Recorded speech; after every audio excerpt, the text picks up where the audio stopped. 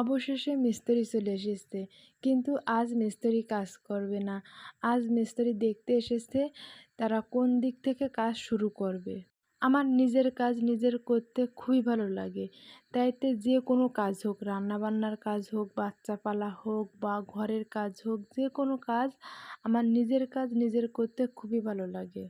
এই যে আমি পাইপ দিয়ে পানি দিচ্ছি দেখে মনে হচ্ছে যে আমি মিস্ত্রিদের সাথে কাজ করতেছি। হ্যাঁ, একটা সময় আমি মিস্ত্রিদের সাথে কাজ করতাম। আমার নিজের কাজ করতে আমার নিজের কোনো অনীহাও লাগে না বা লজ্জাও লাগে না। কারোর সামনে বলতেও লজ্জা লাগে না। যেহেতু আমার কাজ আমি করব।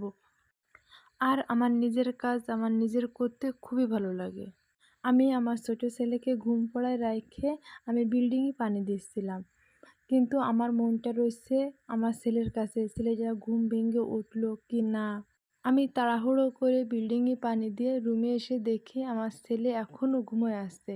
আলহামদুলিল্লাহ আমার ছেলেটা অনেক লক্ষ্মী। ও অনেক লম্বা লম্বা ঘুম পড়ে, তাতে আমার অনেক ভালো হয়।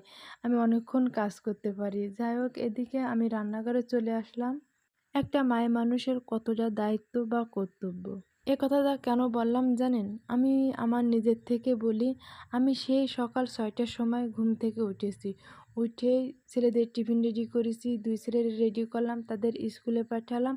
এর ভিতর মিস্ত্রি আসলো। মিস্ত্রিদের সাথে কাজ দেখায়ে বিল্ডিংয়ে পানি দিলাম, দিয়ে এবার রান্নাঘরে চলে আসলাম সকালে রান্না করার জন্য। এর মাঝে আবার ফাঁকে ফাঁকে যেয়ে ছোট ছেলেকে দেখে আসতে হচ্ছে। যেহেতু ও ঘুম রয়েছে, ওকে তো বারে বারে যেয়ে দেখতে হয় যে ওর ঘুম ভাঙলো কি না।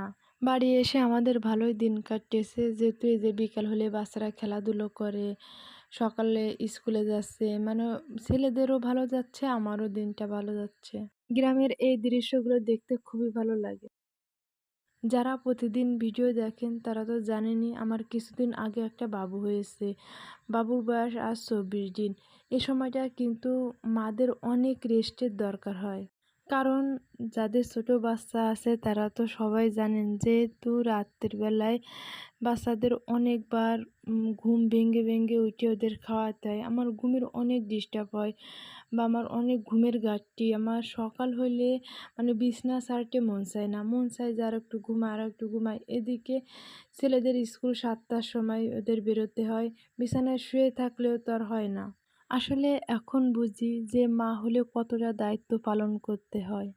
এদিকে আমি মিস্ত্রির সাথে একটু হেল্প করে দিচ্ছি যাতে যত দ্রুত আমাদের ঘরের কাজটা শেষ হয়। আমাদের ঘরের কাজ শেষ হলে আমরা দ্রুত ঘরে উঠতে পারবো। আসলে বাচ্চা-কাচ্চা নিয়ে আমাদের থাকাটা অনেক কষ্ট হয়ে যাচ্ছে।